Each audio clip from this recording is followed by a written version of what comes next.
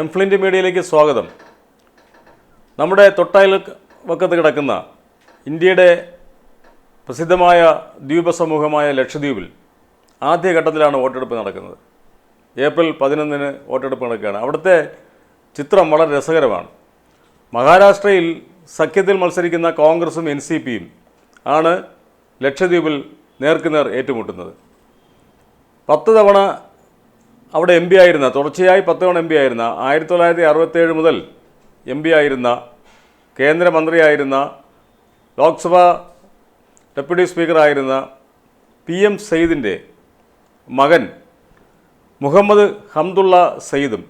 സയ്യിദ് കോൺഗ്രസിൻ്റെ സ്ഥാനാർത്ഥിയാണ്. NCPയുടെ nationalist Congress party Sarath Pawar നേതൃത്വം നൽകുന്ന NCPയുടെ സ്ഥാനാർത്ഥിയായി അവിടെ മത്സരിക്കുന്നത് സിറ്റിംഗ് MP കൂടിയായ മുഹമ്മദ് ഫൈസലാണ്. ഇത് കൗതുകകരമായൊരു മത്സരമാണ്. കാരണം രാജ്യത്ത് കോൺഗ്രസും NCPയും തമ്മിൽ യോജിച്ചാണ് മത്സരിക്കുന്നത്. BJP വിരുദ്ധ വോട്ടുകൾ ഭിന്നിക്കാതിരിക്കാനായി മഹാരാഷ്ട്രയിൽ അവർ കൈകൾ കോർക്കുന്നു. പക്ഷേ ലക്ഷദ്വീപിൻ്റെ സ്ഥിതി വേറെയാണ്.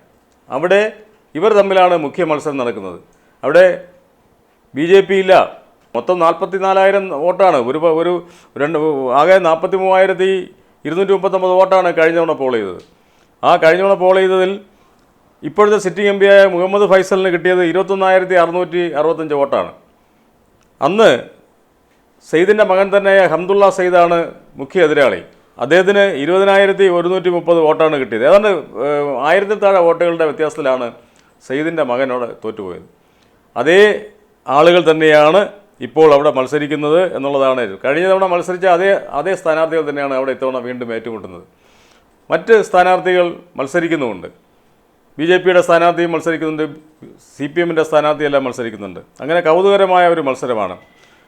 1952 തെരഞ്ഞെടുപ്പിൽ നല്ലക്കോയ തങ്ങൾ, ഇന്ത്യൻ നാഷണൽ കോൺഗ്രസിന് വേണ്ടി ആദ്യം MP ആയ നല്ലക്കോയ തങ്ങൾക്ക് ശേഷം PM സയ്യിദ് സ്വതന്ത്രനായിട്ടാണ് തുടങ്ങുന്നത്. ആദ്യത്തെ മത്സരം സ്വതന്ത്രനായിട്ടാണ്. പിന്നീടാണ് അദ്ദേഹം ഇന്ത്യൻ നാഷണൽ കോൺഗ്രസിൻ്റെ കീഴിൽ ബാക്കി 9 തവണയും അദ്ദേഹം ജയിച്ചത്.